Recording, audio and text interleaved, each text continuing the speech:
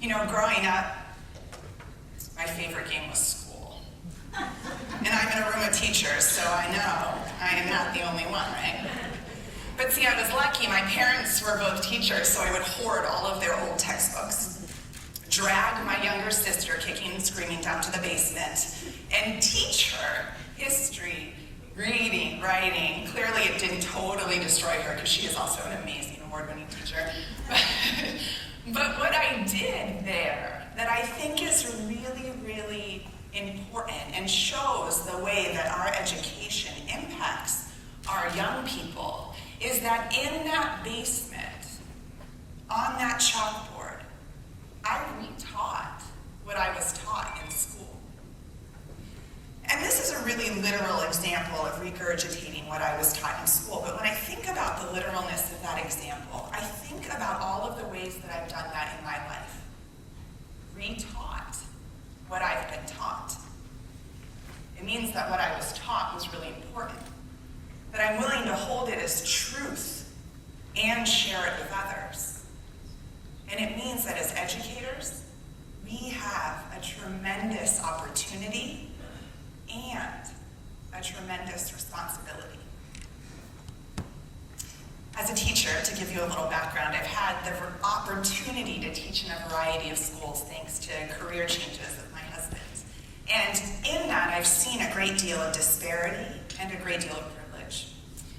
And so I started teaching in New York City. The school I taught at had 4,000 students and spoke a combined total of 40 different languages.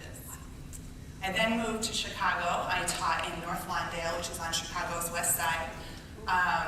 There were 300 students there, all of whom were African American. We struggled to afford printer paper, and my students' lives were regularly disrupted by gun violence. I spent 2 years in a moderately diverse private school with a musical production budget of $25,000. 2 years were in rural Ohio, where I witnessed my first Bring Your Tractor to School Day. That is an event. Yeah, especially coming from New York and Chicago, that was something.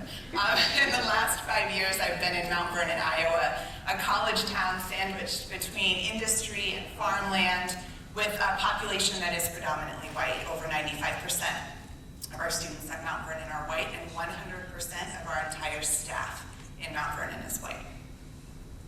And so teaching in predominantly white spaces for the past 7 years, after teaching in spaces that were much more diverse in the beginning of my career, I really started to analyze my own education in a predominantly white school in Pennsylvania. And here's what I've come up with.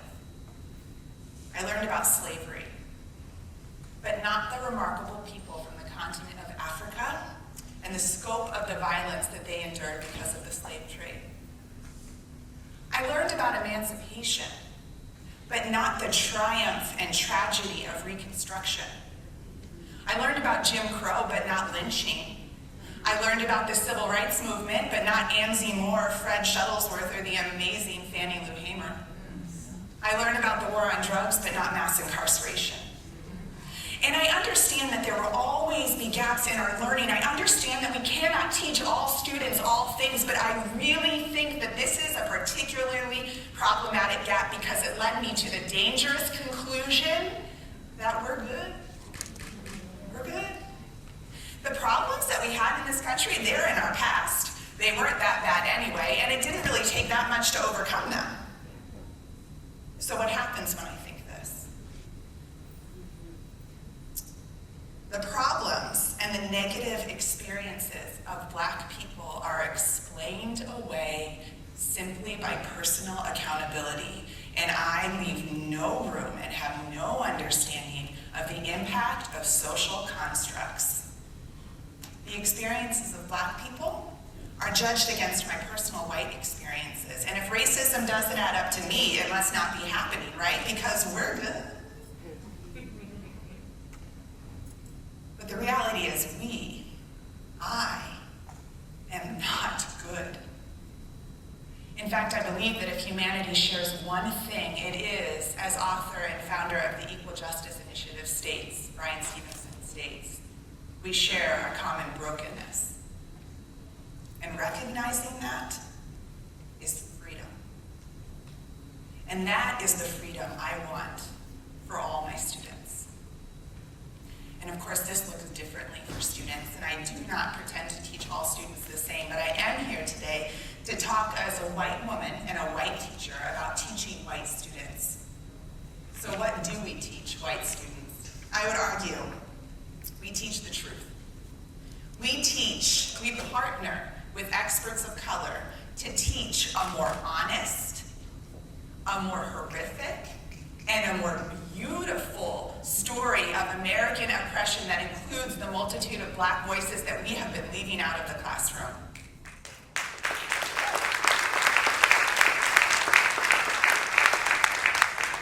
Next, we teach a fuller humanity. We break away from the collective history and help our students learn the importance of individual stories. Because they need to be in relationship with people and not just facts and statistics. And why do we do this? For our students' joy.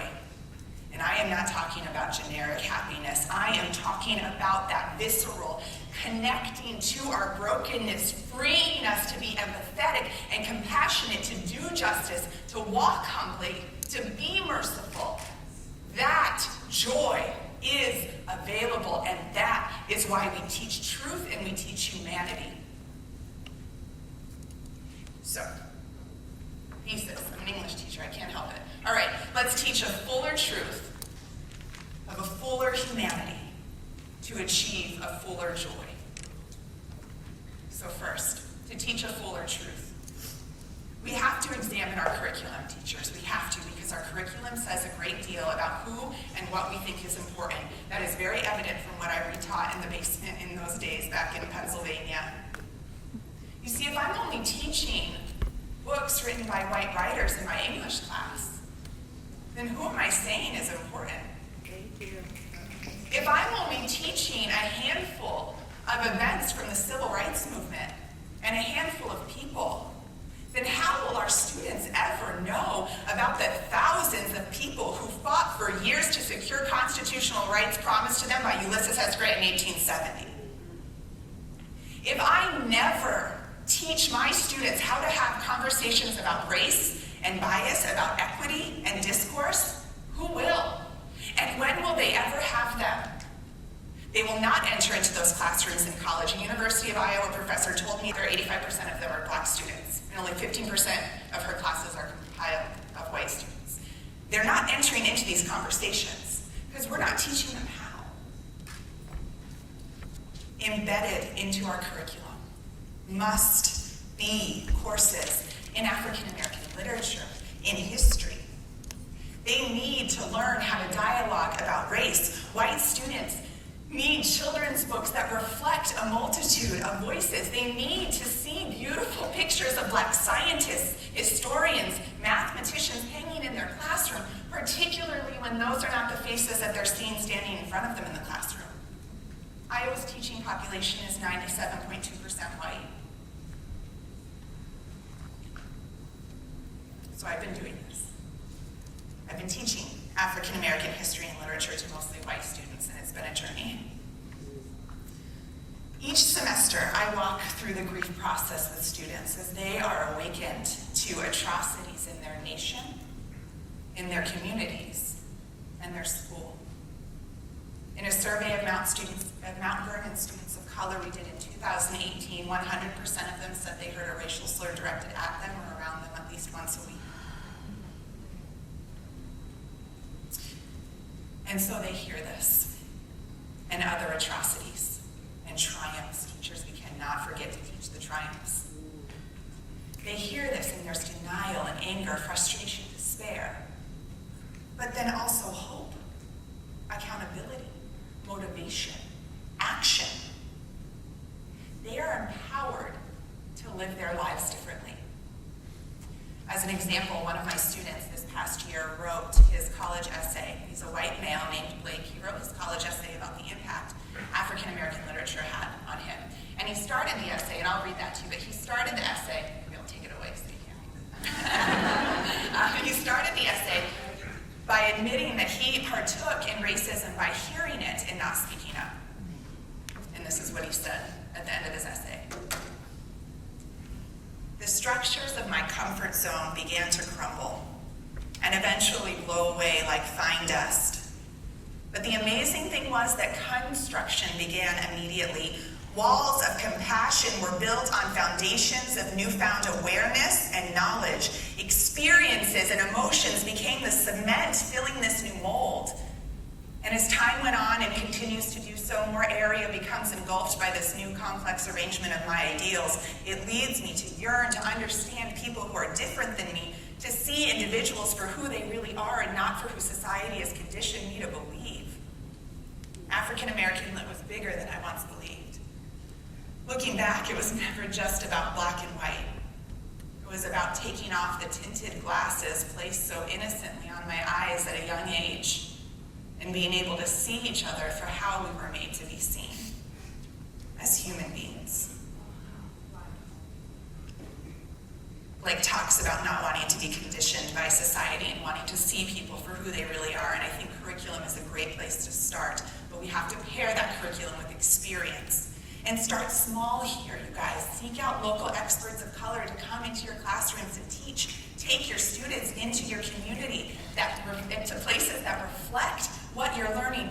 Listen to people of color in your community, to students of color in your schools. Hear their stories and experience.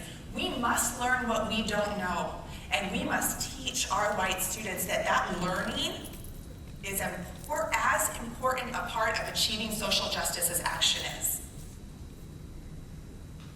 I had the privilege, I might start to cry when I talk about this, of taking students last January on an amazing tour of the American South. In an 8-day whirlwind trip through Memphis, the Mississippi Delta, Birmingham, Selma, Montgomery, New Orleans, students bore witness to history they had never seen. They found heroes and civil rights veterans they never knew about. And you have to indulge me right here. I'm going to tell you who these amazing people are. So Mia Henry, right there, she is the owner of this company called Freedom Lifted, that you should all write down. And you should call her, because she is an amazing curator, but also an amazing educator. Miss Wanda so beautifully helped my students to just feel welcome in her space. Charles McLaurin, we were standing right at the Fannie Lou Hamer Memorial in Mississippi, and this man that you see in the tan jacket, he happened to wander up to us, and Charles Mack, he worked for SNCC. He stayed with Ansley Moore, and that man came up and Max turned to us and said, I took this man's mother to register to vote 25 times before she was able to. Miss Joanne Bland crossed the Edmund Pettus Bridge when she was 8 years old, or attempted to cross on Bloody Sunday and turn around Tuesday. Miss Catherine Burks Brooks was arrested in Mississippi during the Freedom Rides. We asked her, what were you thinking about when you took that picture? She said, I was thinking I wanted to get top bunk. Reverend Wilder is the pastor at Bethel, and that was Fred Shuttlesworth Church. And this man talked to us about, he was arrested, this is at the Voting Rights Museum, he was arrested along with 25 other children for holding a picket line and put in that single cell. It sounds hauntingly familiar. And so when we came back, and students were reflecting on these experiences, the thing that kept coming up over and over and over again was, why aren't we taught this? Why don't we know? They felt betrayed. Why didn't we know? And so empowered and inspired by their new heroes, they took action. They developed an exhibit called Gallery of Justice-Driven Conversations that they shared with the entire Mount Vernon community and then took on the road to area middle schools. They sat down and strategized ways to impact curriculum at the elementary, middle, and high school level, got a meeting with the superintendent, and created a class that I have the privilege of teaching next year, where they will provide justice-driven curriculum to all 9th and 10th grade students.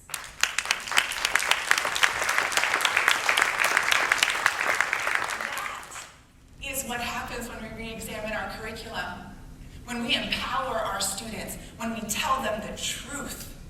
Sometimes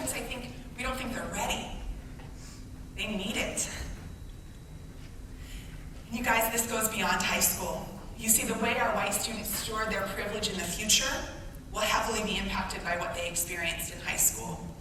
So we must send our students into the world brimming with compassion, with an eagerness to learn, with a desire to act and reflect and learn again. We, you, all of us, we are on the front lines for justice because we are impacting the minds of future leaders and decision makers. So examine your curriculum to teach a fuller truth for a fuller joy. Next, teach a fuller humanity. Knowing people changes people. You know that. Rewind to my Chicago classroom in North Lawndale. I had just come off teaching 5 years in New York City. I thought I was something for that. But I lacked education, cultural understanding. I was completely unaware of my implicit biases. I was the worst kind of teacher, the kind who thought she was all good. You see, it was my classroom, my culture, my rules. And while I may have acted with compassion, albeit paternalistic compassion, I never actually tolerated nonconformity to my culture because I never looked at myself and saw white culture. I looked at myself and saw the right culture and told my black students, you need to be like me. And that did not work.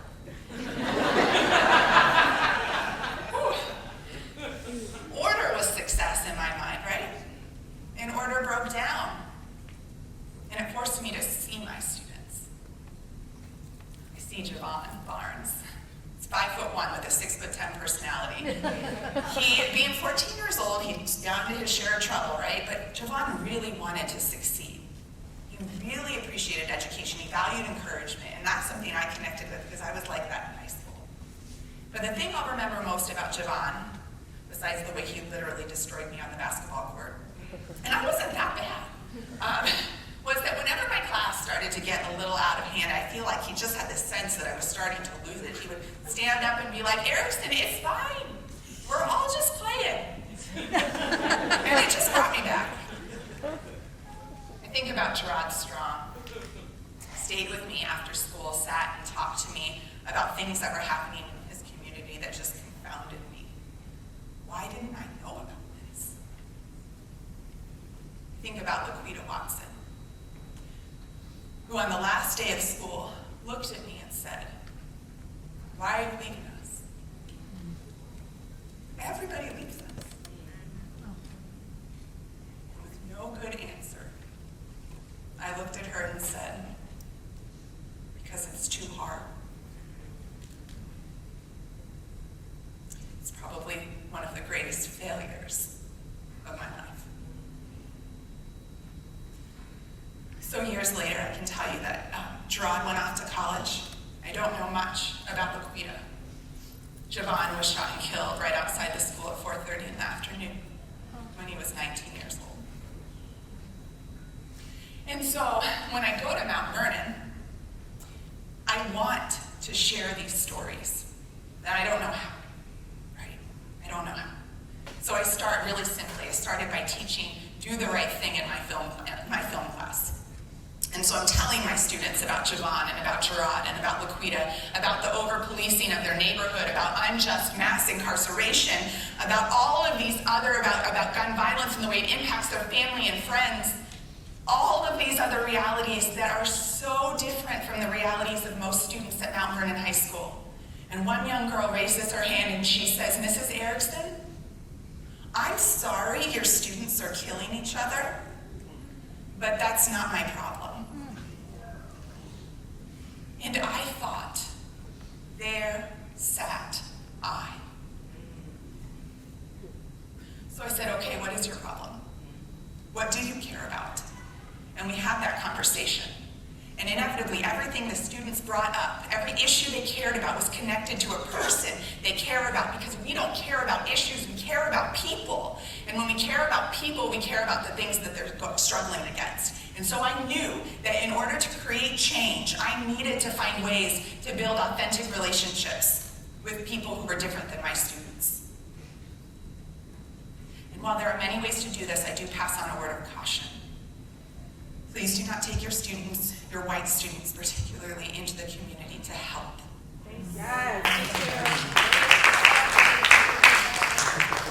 Give them experiences to build authentic relationships, to learn from others, because we must teach our white students that they have need and that they must listen. Every year, my Mount Vernon students and I head back to Collins Academy in North Lawndale. A group of students from there and a group of students, we leave the school, we go out to lunch, we go to an aquarium, they shut aquarium, we do a scavenger hunt. We just spend time hanging out, getting to know each other. For many of my students, this might be the first time that they've spent or had a conversation with a person of color. The first year I did this, one of my students ended up staying in the city over the weekend for a volleyball tournament, and she came back to me on Monday, and she ran up to me and she said, "Mrs. Erickson," verbatim, I cannot make this up, she said, "Mrs. Erickson, I'm not afraid of black people anymore." And that might sound like an absurd thing, right? But here is this girl who was carrying around this fear-based bias that would have impacted every decision she made for her life, for the rest of her life. And while that one event did not cure that, it got to the root, right? When our students live in isolation, bias is rooted in fear. 2 years ago, we returned from school to Collins Academy, and as we were walking in, a young student there was a fight, and a security guard was throwing a young boy out, literally throwing him out of the building. He was angry. And I asked my student, another student on the bus after we got back on the bus, I said, "What did you think about that?" And she said, "I wonder what happened to him to make him so angry." She didn't say what was wrong with him. She didn't say that was crazy. She said, "I wonder what happened to him." She wanted to know him, to know his story. And this is compassion that comes from relationships. You see, I taught these girls social justice for weeks. They took my African American literature class and learned about the evolution of slavery to mass incarceration. They heard about the school to prison pipeline. The seeds were planted. But when they spent one day with those students at Collins Academy, suddenly their fear was eradicated. And I think that tells you something about the human heart. We cannot love unless we know people. We cannot feel love unless we feel known by people. Our biases must be broken down through authentic relationships. Our hearts must be undone and rebuilt in order to understand and have compassion for others. These experiences also facilitate conversations between white students and students of color at my school. Last year, I took a group of students to the African American Children and Families Conference, another great space where my white students can listen. And at lunch, Mason, a white boy, said to me, he's just had this look in his eye. I said, "What are you thinking about?" And he said, I never thought of my whiteness as culture before. He said, I just assumed it was like the right way to be, because it's how everybody around me was. He said, but being here today immersed in black culture, I see how much we have to celebrate that too. And what that did was the 3 students of color who were at that conference with me then boldly talked to Mason about code switching. Talked to Mason about never really feeling free in Mount Vernon. And those students, along with Mason, will be part of that class in the fall that will teach 9th and 10th grade students.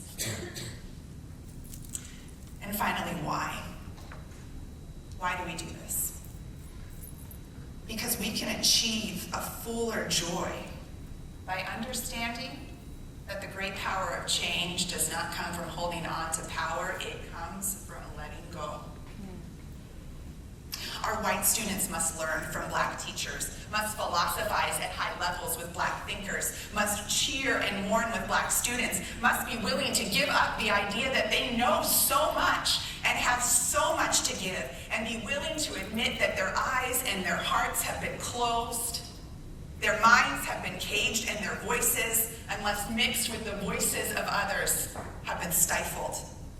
Homogeny doesn't work. It breeds fear.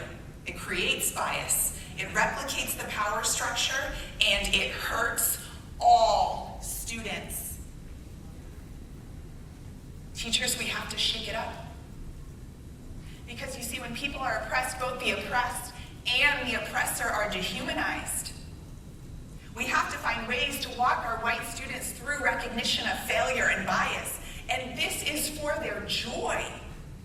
Because in this, their capacity to love, their capacity for empathy grows. Stop telling your students to find themselves. Start telling them to find others. This is where joy and change, justice and power truly intersect. So how? First, I'm grouping myself in the category of white student, okay? Just because I taught black students did not mean suddenly I was an expert on how to teach all of this information, okay? So I partnered with experts. I said to professors from the community, help me, we need these classes, help me write this curriculum. I got feedback from experts of color on this curriculum. And when I knew I wasn't ready to teach it, I asked someone else to do it so I could learn. Do that. Research. Don't get stuck in the research. Research, act, reflect, repeat. And with those partners, with those experts of color, create a vision for what you'd like to see in your school. Create a vision.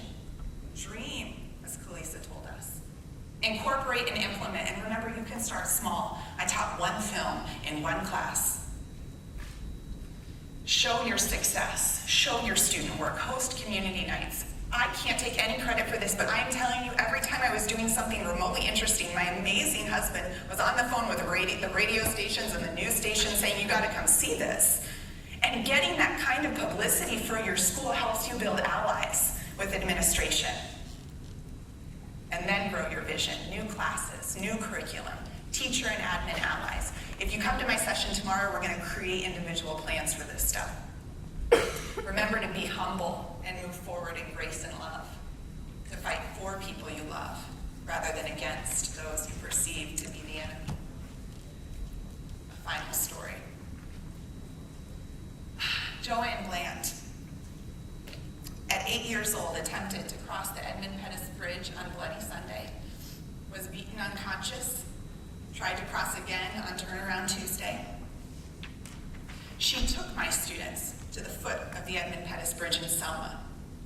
She lined us up 2 by 2, and she said, think about the life you want for the people you love when you cross that bridge. We took you this far. Take us all the way this time.